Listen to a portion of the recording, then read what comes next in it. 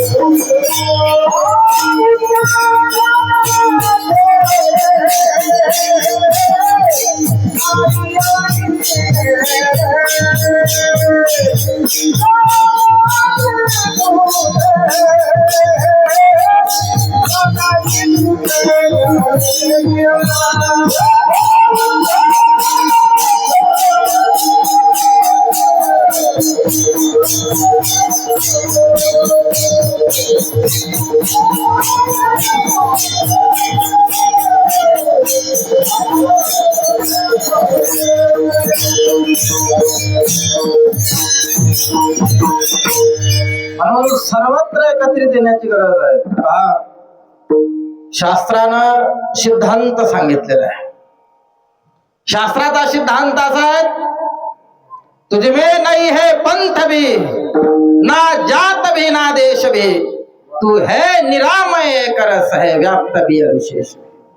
त्यांनी सांगितलेलं आहे, कोई भी पंथी कोई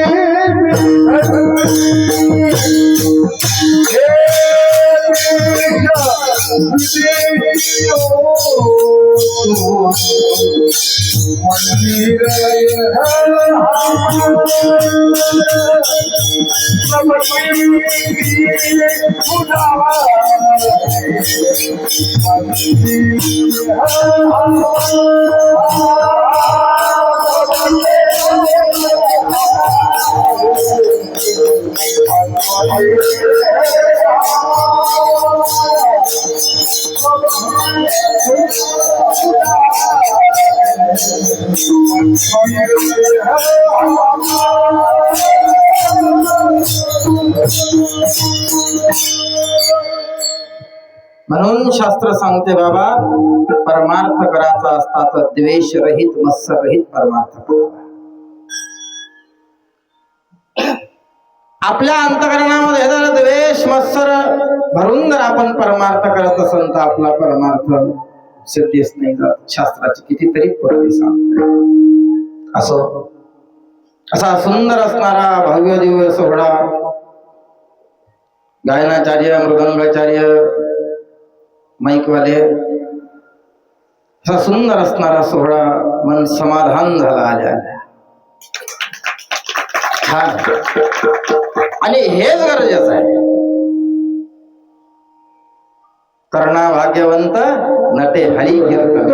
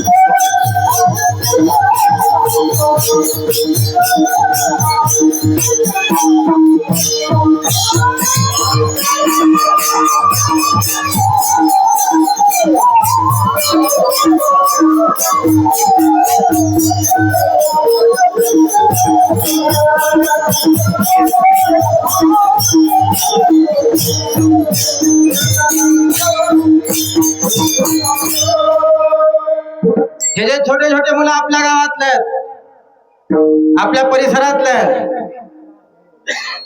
यायचं हो हो हे जे सुंदर सुंदर मुलं आहेत, यायच्या अंतःकरणामध्ये बालपणात कोणता पंथ नाही, कोणता संप्रदाय नाही, कोणती जात नाही, कोणती रीत नाही, कोणतीच मर्यादा नाही. या लेकराच्या अंतःकरणामध्ये जर द्वेष कोणी जर भरून देत असेल तर आपण तो संप्रदायाविषयी बाबा आपण त्या संप्रदायाचे नाही, आपण ह्या संप्रदायाचे बाबा, आपण ह्या संप्रदायाचे नाही बाबा, त्या अशामुळे या मुलाचं जीवन धर्मापासून एका एका माणसापासून दूर झालं, दुरावलं जाते. शेवटी शास्त्र का सांगते, खरा तो एकची धर्म जगाला प्रेम अर्पावे. अरे माणसानं माणसासोबत माणसासारखं वागावं हा सर्वात मोठा धर्म आहे. दत्त प्रभू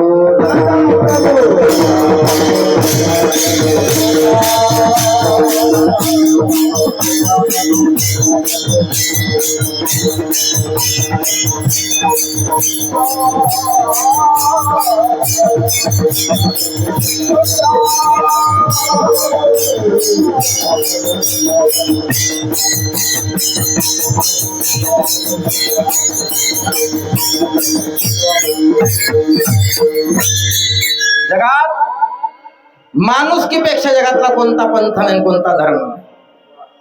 माणुसकी सर्वात मोठी. मग हे माणुसकी कुठं शिकायला भेटते?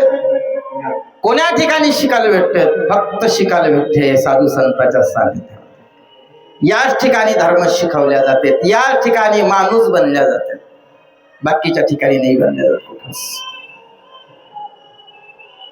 आणि या ठिकाणी हित समजल्या जातात.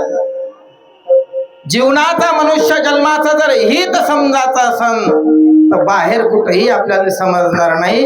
हित समजन कुठं? या ठिकाणी